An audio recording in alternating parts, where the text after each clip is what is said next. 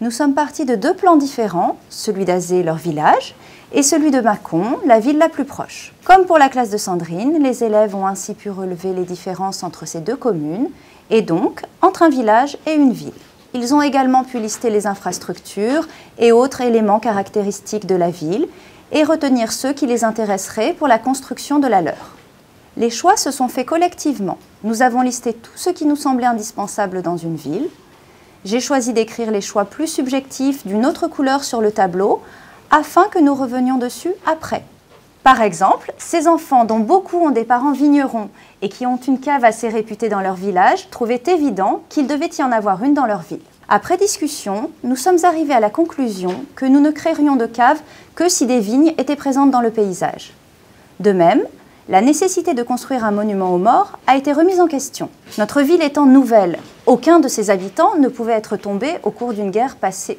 Rapidement, après avoir terminé la liste, j'ai pu informer les élèves de la répartition des rôles que nous nous étions fixés en amont avec les autres classes, notre partie concernant certains bâtiments, mais aussi la nature dans la ville et la gestion des déchets. Nous allions ainsi pouvoir nous diriger vers une problématisation affinée. Le mentor a complété leur vision de la ville en les invitant à consulter un site qui présente la ville, son organisation et sa structure, mais qui me semblait assez compliqué pour cette classe, notamment en raison du vocabulaire employé.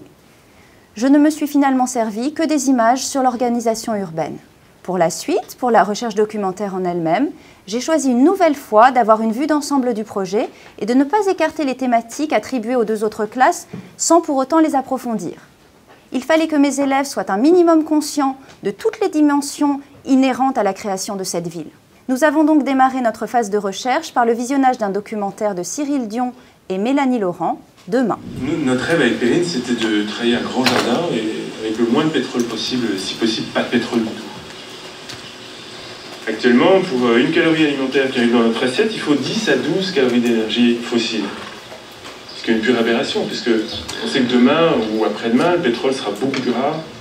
Et pourtant, je pense qu'on a tous envie de continuer à manger. Donc il faut qu'on invente des manières de se nourrir sans pétrole. C'est très important. Alors, ça se situe où, cet extrait de Demain? En Normandie. En Normandie. Si vous avez pris des notes, peut-être que vous pouvez me dire ce qu'ils font, eux, dans leur ferme. Quel est le principe?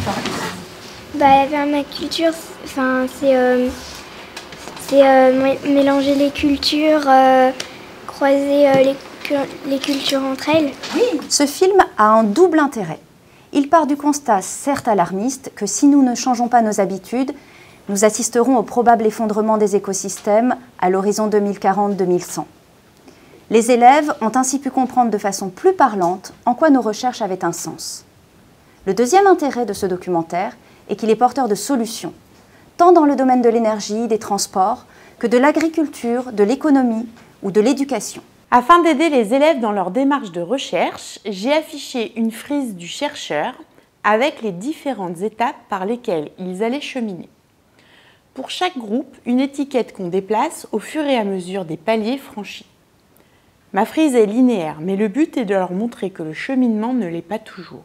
On y ajoute les nouvelles questions et parfois sommes obligés de faire un retour en arrière sur l'expérimentation pour aller vers un nouveau problème duquel découle une nouvelle recherche. Après avoir arrêté notre problématique, dans un futur proche, les énergies fossiles seront rares et trop chères pour notre utilisation au quotidien, et posé notre question de recherche, comment la ville fonctionnera-t-elle sans énergie fossile, les élèves ont proposé leurs hypothèses de résolution. De nombreuses pistes de travail étaient possibles, mais nous avons choisi les 3 hypothèses qui leur sont venues à l'esprit. Celle vue en classe avec ma collègue lors du chapitre sur les énergies. Produire de l'énergie hydraulique, de l'énergie solaire ou de l'énergie éolienne.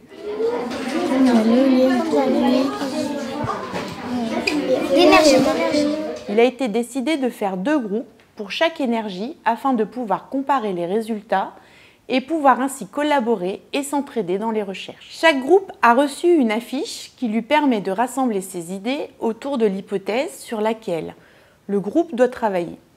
Ce que l'on cherche, ce que l'on sait, ce que l'on a trouvé. La fiche est complétée au fur et à mesure après que chaque groupe ait fait valider ses idées et ses recherches par l'enseignant. Afin de simplifier les recherches des élèves, j'avais fait un premier tri en m'adressant à des personnels d'entreprise sur les énergies. Les élèves ont également apporté des documents qu'ils possédaient et les parents complétaient avec des ressources au fur et à mesure de nos besoins. Nous avons donc cherché nos premières informations sur des supports papier. Là, regarde, il y a un barrage, t'as compris? Ça passe dans le conduit, mais à haute pression. Ça fait tourner la turbine qui fait tourner l'alternateur. Et après, ça part sous terre. Donc c'est encore mieux, ça fait des nappes phréatiques après. On avait besoin de savoir quoi? Combien consomme? Non, pas consomme, combien? Produit? Produit. Un panneau solaire? Oui. Et est-ce que tu as l'information? Ça produit 23 volts. 23 volts. Mais 23 volts, on sait la taille du panneau solaire? On sait tous les panneaux solaires qu'on installe? 10 x 10 cm. Si j'en mets beaucoup, quand j'aurai trouvé la quantité qu'il faudra que j'installe, qu'est-ce qu'il va falloir que je calcule? C'est la Surface? La surface. Du panneau solaire? Pas du panneau solaire, mais des panneaux solaires. Des panneaux solaires. Puis nous avons eu recours à Internet. On doit chercher des voitures électriques, des petites qui consomment le moins possible pour une ville de 300 000 habitants. Mais chercher sur Internet, c'est fastidieux et compliqué pour certains élèves, même quand certains sites ont été déjà repérés. Du coup, de nouveaux rôles ont été distribués. Les élèves les plus à l'aise avec Internet ont poursuivi, ceux moins à l'aise ont été redirigés vers des documents papier, d'autres ont pris en charge le recensement des bâtiments que nous devons construire dans notre ville, ainsi que le mobilier urbain et les infrastructures nécessaires à installer. Il fallait à tout prix que chacun s'investisse dans le projet.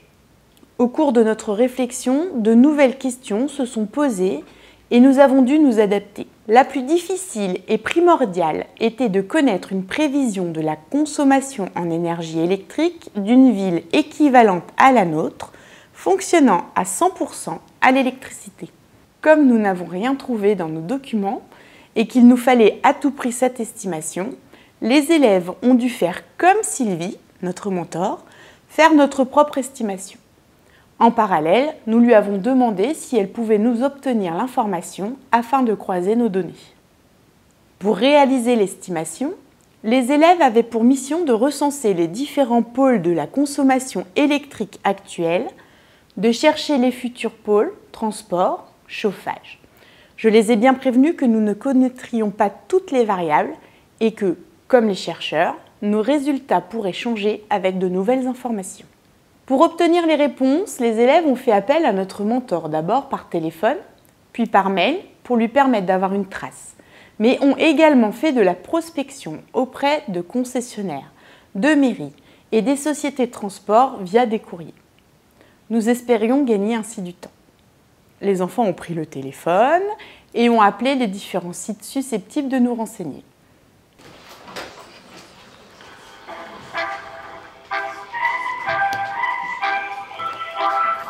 Marseille vous remercie de bien vouloir patienter. Nous allons donner suite à votre appel. Pour eux, ce fut une véritable expérience de la vie de tous les jours. Certaines personnes ont été très à l'écoute de leurs demandes et ont essayé de faire de leur mieux pour y répondre.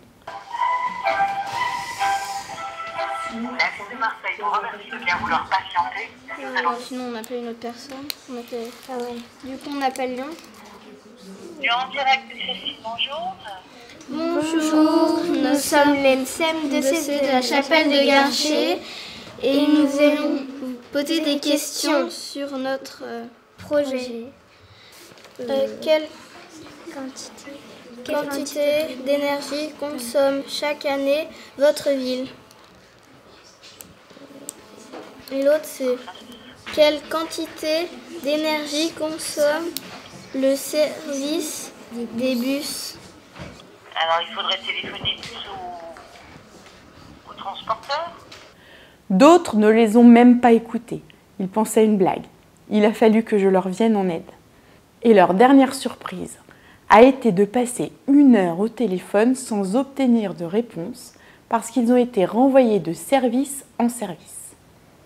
Une très belle expérience des difficultés que chacun d'entre nous rencontre dans sa vie de tous les jours. Afin de rendre les résultats de recherche plus lisibles, je leur ai demandé de construire un tableau qui servirait de base à tous les groupes. Mon rôle dans cette étape était de les guider, d'appuyer leurs demandes auprès des adultes peu réceptifs et de les aider à organiser leurs recherches.